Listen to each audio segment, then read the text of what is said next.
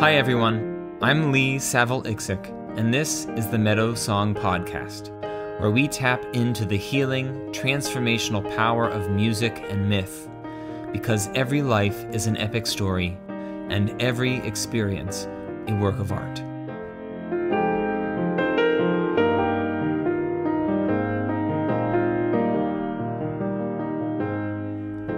Before we get started with this first episode of the show, I want to let you all know that full transcripts of every episode will be available on the show's website. To find the transcript for this episode, go to MeadowSongPodcast.com. Each of the essays featured on the show will also be featured on my personal website, Saville-Iksic.com/essays.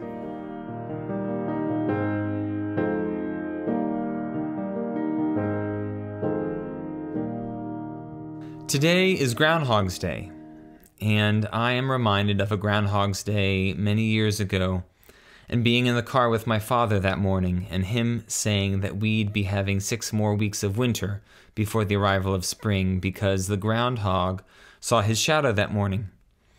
As years went by, I learned more about Groundhog's Day and continued to delight at this quirky ritual, especially since Punxsutawney Phil and I shared the same home state. My father has always had a certain reverence for nature's holidays. On solstices, he would comment to my sister and I about it being the longest night or the longest day of the year. And on walks in the woods behind our house, he modeled a respect for the natural world, not only as a rich ecosystem to admire and preserve, but also as a source of wisdom from which we might learn if we could quiet ourselves enough to listen to what it had to say. When I was in high school, my father held a Candlemas celebration with some other naturalist friends of ours. On the night of February 2nd, we lit candles and we voiced intentions we had for the new year. That dinner was, for me, the beginning of a far deeper appreciation for the significance of early February, as I began to learn more of the cultural and spiritual traditions that have centered around this time of the year.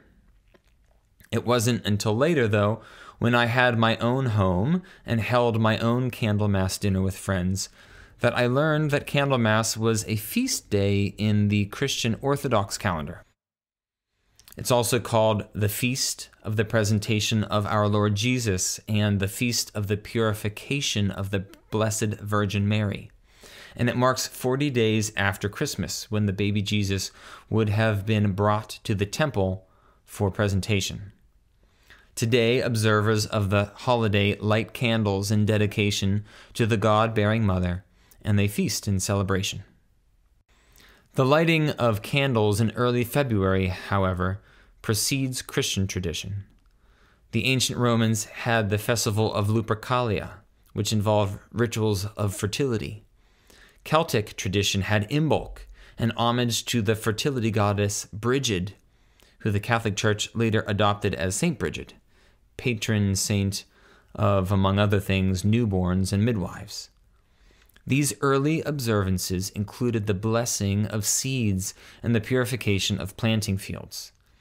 It is also said that shamans of ancient villages would set out in early February to scour the countryside in search of hibernating rodents that may have left their dens, a sign of the approach of an early spring, coming full circle to our present-day celebration of Groundhog's Day. February 2nd is halfway between the winter solstice, representing death in Earth's life cycle, and the vernal equinox, representing the Earth's birth. So, as my father suggested when we spoke of it recently, we can think of early February as the point of conception for the new year. Groundhog's Day falls on the 2nd day of the 2nd month of the year. The number 2, of course, is the number of partnership. It represents the relationship between who we have been and who we are becoming, and the relationship between the ego and the soul. And in the case of most life on Earth, it takes partnership to conceive of new life. 2 is also the number of duality, and to be conceived and made manifest in the world is to come into a world of duality, light and dark, good and bad, life and death, following this logic and the teachings of the mystical traditions. 2 is also then the number of paradox, and wholeness is never found on one side or another of duality, but only in the space in between. And so we find ourselves presently living in the spaces in between the opposites of duality.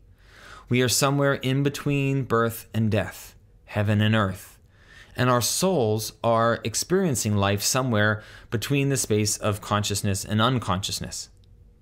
Of course, new life is conceived of in the space in between, in the merging of opposites. As a boy, the material logic of the Groundhog's prediction system never made much sense to me. I thought the presence of a shadow should mean more sun, and that more sun should mean spring is closer. Of course, this is not how the astronomy works. But now I also wonder if the shadow isn't also representative of something new that we might be conceiving of in ourselves during this time of year. Indicative of one of those great dualities, psychologist Carl Jung used the word shadow in reference to repressed parts of our psyche that have fallen into unconsciousness due to the ego judging them as unsavory. For example, if I learn as a child that it is bad to get angry, feelings of anger fall into my shadow, the part of me that I don't want to bring into the light. The thing about our shadow is that it is also the part of us that possesses great power and potential for transformation. When we can bring our shadow into consciousness, we are giving birth to a new part of ourselves, and we become more whole. Isn't it true that when we're setting intentions for a new year, we're choosing to become more conscious of something that has been neglected, or perhaps some untapped potential waiting to be developed? So perhaps the groundhog seeing his shadow only to return to his burrow for another 6 weeks is a way our culture has chosen to represent our capacity to see a cast out or latent piece of ourselves, which, by the way, could cause mischief in our lives should we choose to ignore it.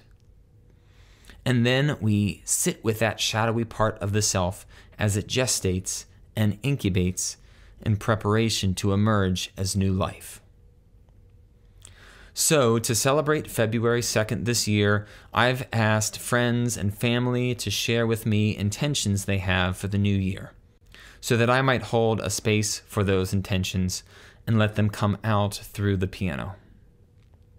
In future episodes of the show, we will feature, in the same fashion, stories, dreams, and intentions submitted by listeners. But today, I will leave you with a little sampling of the improvisations that resulted from this project, Winter Seeds, as I've been calling it. To listen to any of the pieces in their entirety, go to Saville-Iksic.com/piano. Until next time, I wish you all things best and beautiful.